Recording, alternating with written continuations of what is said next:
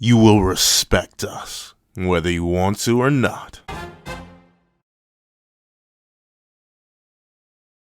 Thank you to our fellow patrons, Strawbones, 4765, Midnight Gemlord, and Artgoon. Now, before this breakdown / discussion on how Lancelot has restored the respect of the Fairy Clan in spades, please don't forget to leave your own thoughts on Lancelot and the Fairy Clan in the comment section down below. Leave a like and subscribe if you haven't already. Also, be sure to hit that little notification bell so you miss out on any videos that come to the channel. Also, I do a page down below in support for as low as $1 a month, getting exclusive videos, early content, and more. Also, now become a member of the channel for as low as $3 a month to get the same perks and more. Now, let's hop into the discussion. What's up, guys? I'm the Pencil here, and here we are to talk about how Lancelot, son of Bon and Elaine, has taken the Fairy Clan and truly brought them back to the forefront, if bring them to the forefront at all. So, let's talk about the Fairy Clan and original 7 Deadly Sins.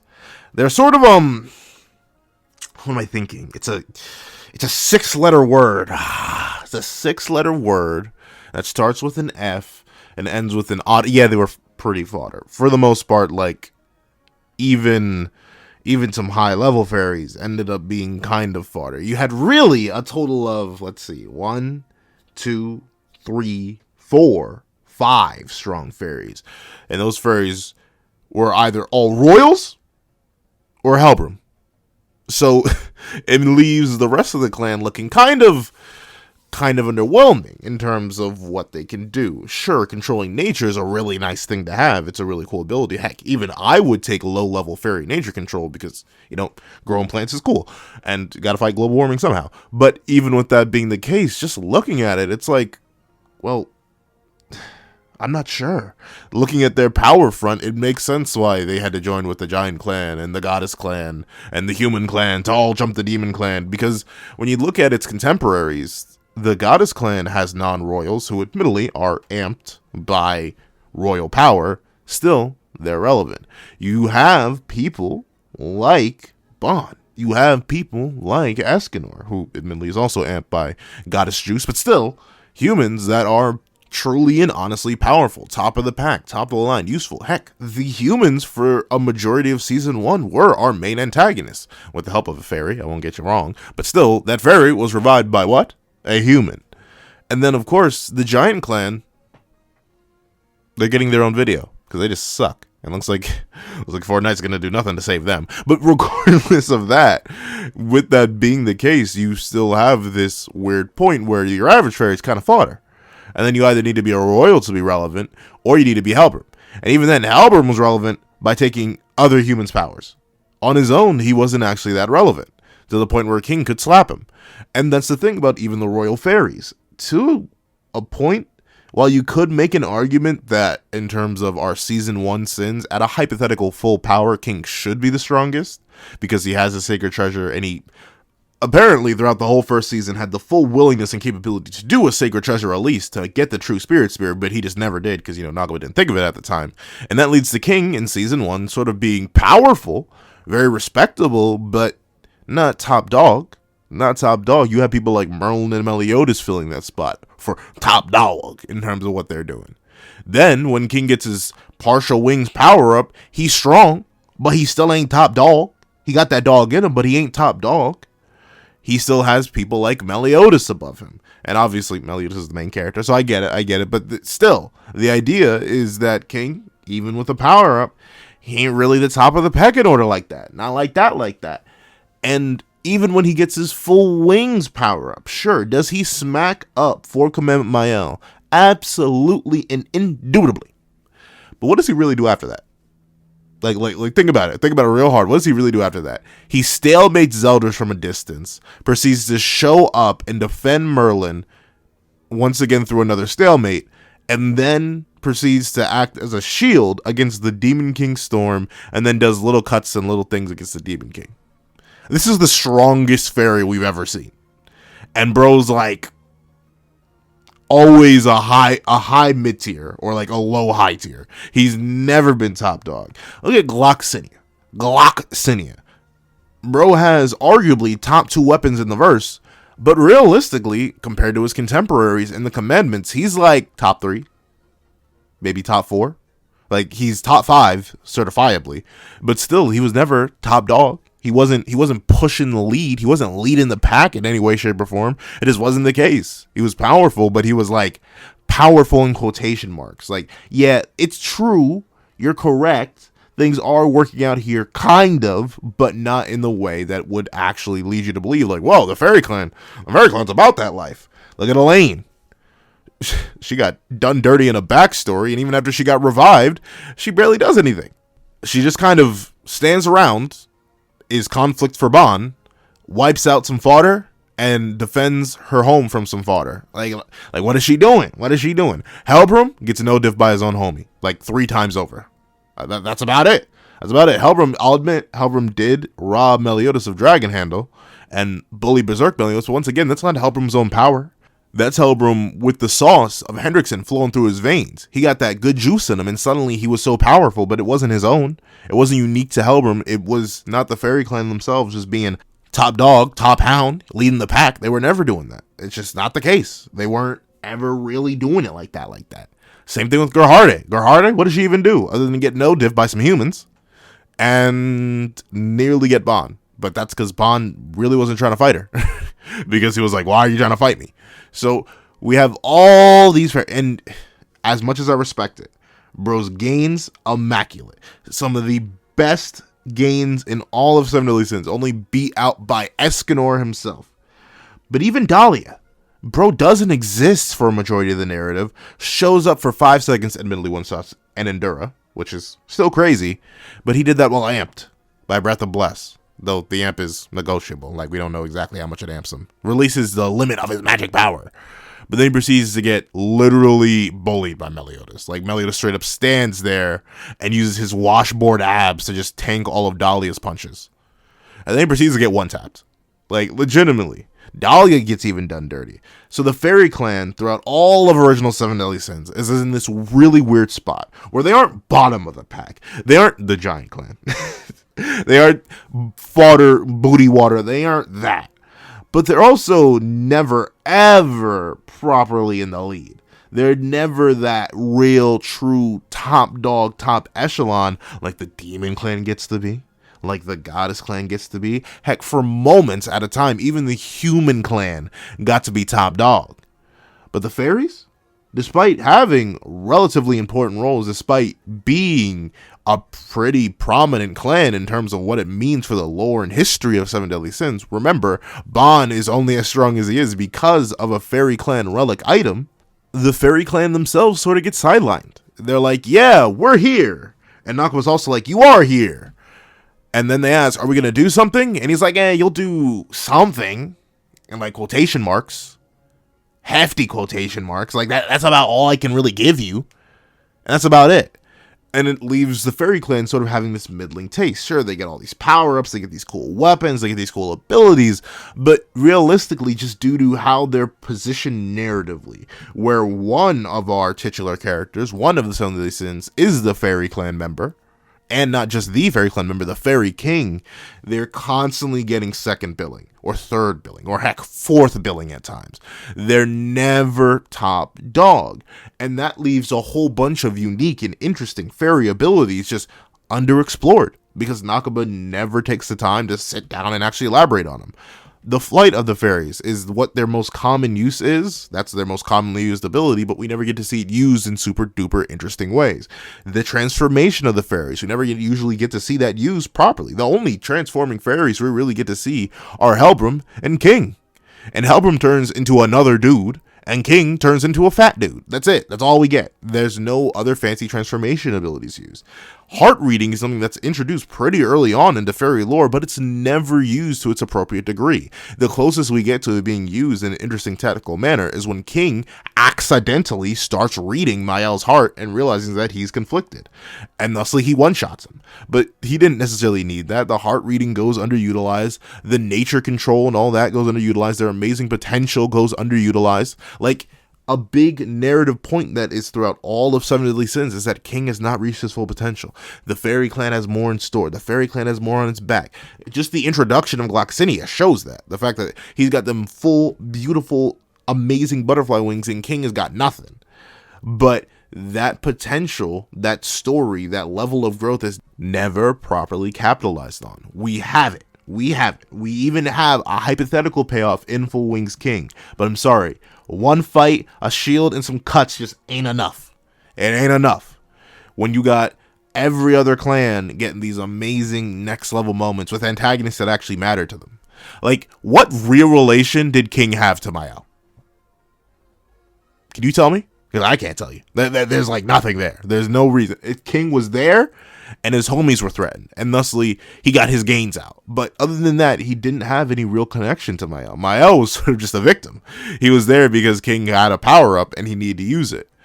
So overall, the Fairy Clan, at least in Seven Deadly Sins, feels like something that Nakaba had plans for, did some of the plans with, did amazing things with on some fronts, but never fully capitalized in making them important, top-tier, front-of-the-line fighters and characters. So it leaves them feeling sort of underwhelming. But, you know, I guess Nakaba really was cooking. Because if there's one thing that Lancelot, son of Bon and Elaine, does, is it really takes the Fairy Clan to their limits, and we haven't even seen it all yet. So the thing about Lance, right, that makes him so amazing as the Fairy Clan rep for our new group, is the fact that he takes every single underutilized or wasted aspect of the previous series and sort of just blows it all out of the water. Whether it be abilities, whether it be power, whether it be speed, whether it be character, where he's relative to the narrative, what important things he has against major antagonists, all of that is now important. Because previously, in the original Seven Deadly Sins, a lot of that was missing. So let's go with the biggest thing that I worry about. The prevalence of the Fairy Clan. Sure, they were important in Seven Deadly Sins, but they weren't, like, really that important. Their narratives weren't really heavily tied in like that. Like, they were there, but think of Halbrum's story. That was a side plot against the humans. That has nothing to do with the Demon King, nothing to do with Chaos, nothing to do with the Ten Commandments, nothing like that. It's entirely separate. It doesn't even have anything to do with the first arc of the story, other than the fact that it's humans against the Seven Deadly Sins. But then again, that's very general. That's very broad. What is King's major goal throughout all of the Seven Deadly Sins? To get Diane. Let me stop. I was about to make a horrible thing. But regardless, his main goal was to get Diane. He has no ties to any antagonists. No ties to any story at all. There's nothing there. Gloxinia? Nothing. He's just there as an antagonist, which is fine, because he's an antagonist. And he has a redemption part at the end, but still, in terms of being majorly tied into the story, a lot of the original Fairy Clan just doesn't have that. They just aren't necessarily that invested. They're sort of in their own world, while simultaneously being in the Seven Deadly Sins world. It's a rough spot.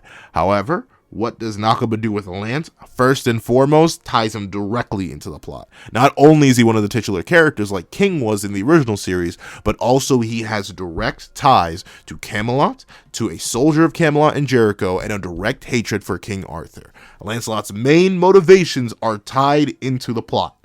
And I cannot understate how important that is, because now we have a character that is directly related. It's not like we're visiting a side story every time we decide to focus on this character, like it was with King and with Diane.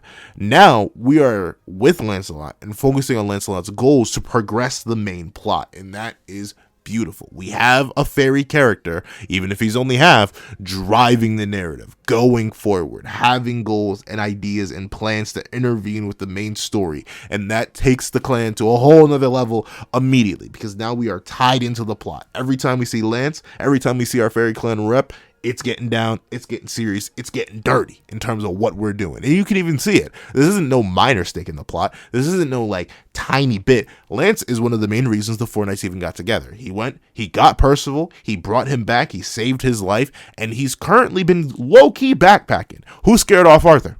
Well, not scared off. Arthur kind of just left because Ironside found his wife. But still, who boxed Arthur?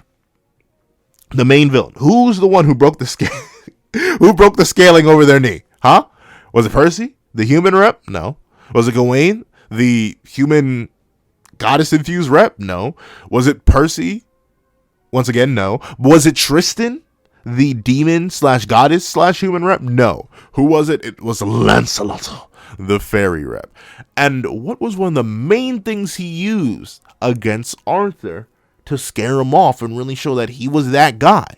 Oh wait, Fairy Clan abilities. And this is another thing, right? The Fairy Clan has so many useful things that is in their kit to the point where I'd say they are literally solidly number 3. Though once again, that sort of plays into their whole mid-tier thing.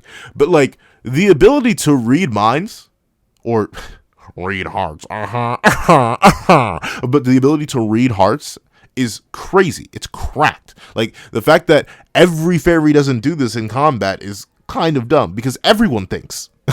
Like unless you're literally an automaton, which has like pre-programmed stuff like that, you think with all your actions. You can barely tell it, but you moving your hands, you moving your body, all that is predetermined by your thoughts. That big old juicy brain in your head doing things. And your brain will tell a lie on you. Your brain will tell your story before you ever could. And Lance, using that to his advantage, using that Fairy Clan ability that goes essentially untouched throughout the entire original narrative to such amazing effect, is beautiful. It's amazing. It shows the Fairy Clan really has potential out there to be a warrior, true warriors.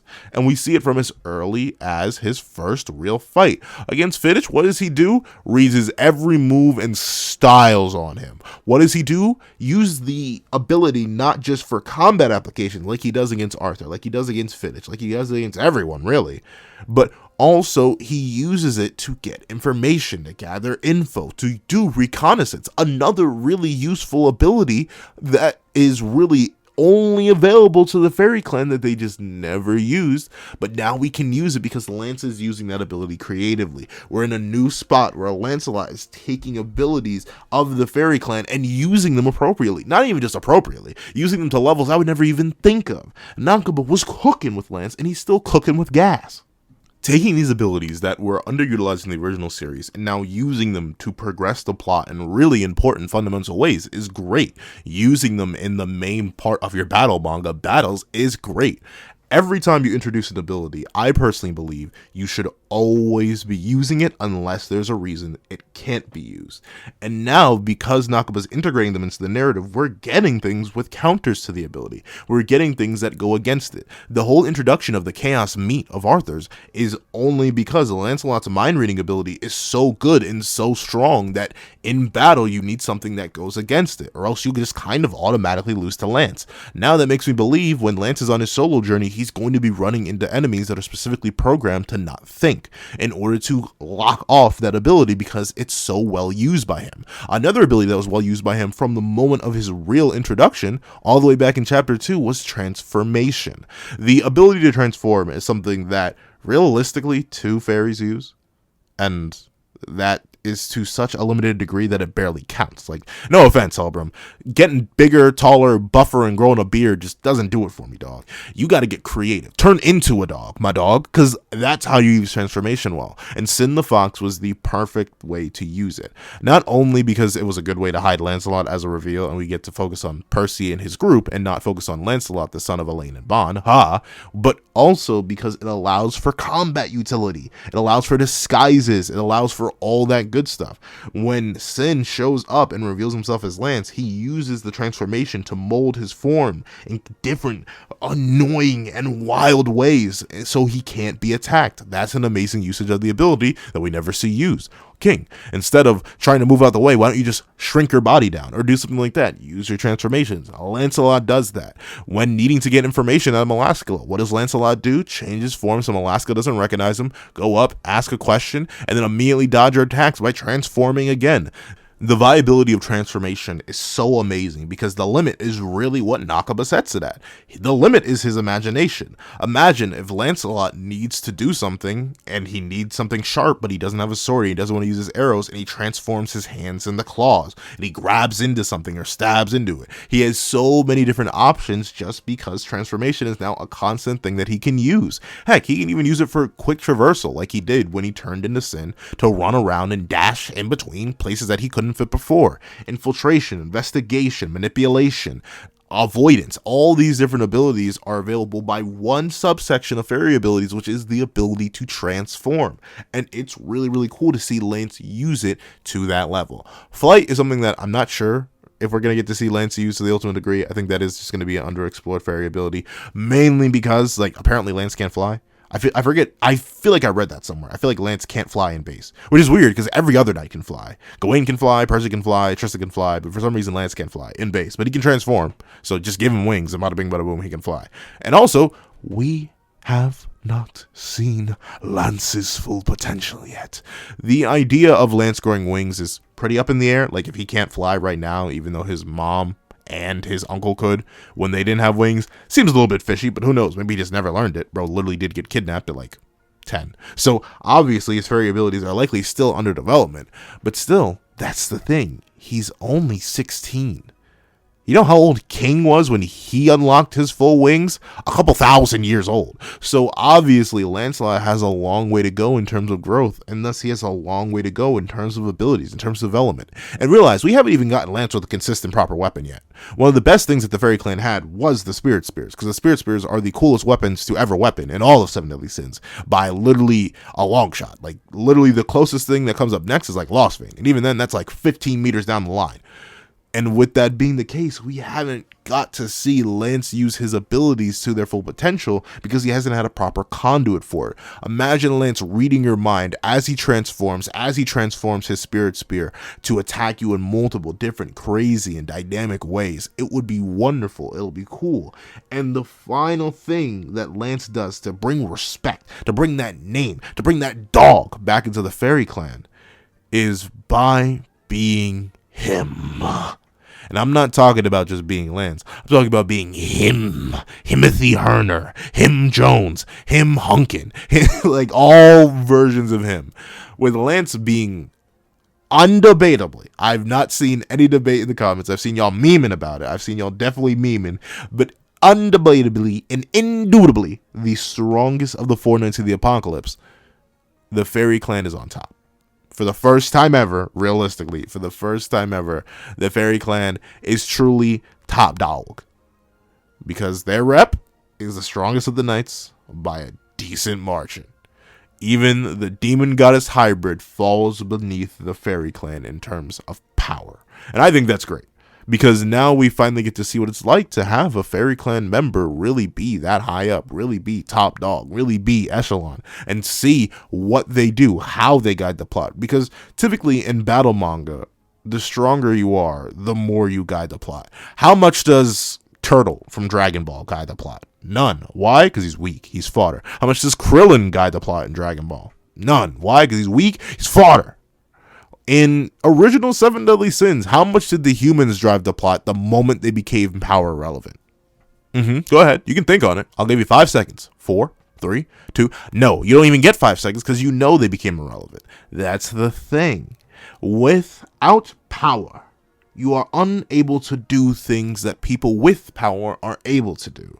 And if you lack said power, you must do everything within your power to get more power so you may do things. But Nakaba, out of the goodness in his heart, I presume, has decided to take a clan that was just massively underutilized, massively underrated, massively bullied, used, and abused by the narrative at hand beforehand, and take them up to the next level. Turn them into viable, demonic, crazy creatures in terms of power, and allowing them to guide the narrative and live on their own in a way never seen before. And that's why I'm very excited to see Lance's journey. Because unlike if King were to travel alone, unlike if Gloxinia were to travel alone, unlike if Helbin were to travel alone, I know for a fact Lancelot has the powers, the abilities, the mindset, the main character status in terms of titular character status, and all that and more to be an ever interesting protagonist and an ever interesting beast to watch fight in battle. And I think, once again, the craziest thing about all of this is that we've probably barely scratched the surface. The power that Lancelot, and thus the power that the Fairy Clan is able to wield, pumps through the narrative and drives it right now. And I'm very interested to see where it drives this juicy narrative to. Whether it be that Lancelot by the end of the series is the weakest knight, which I think, for some reason in my heart of hearts, is highly unlikely. Or he stays the strongest.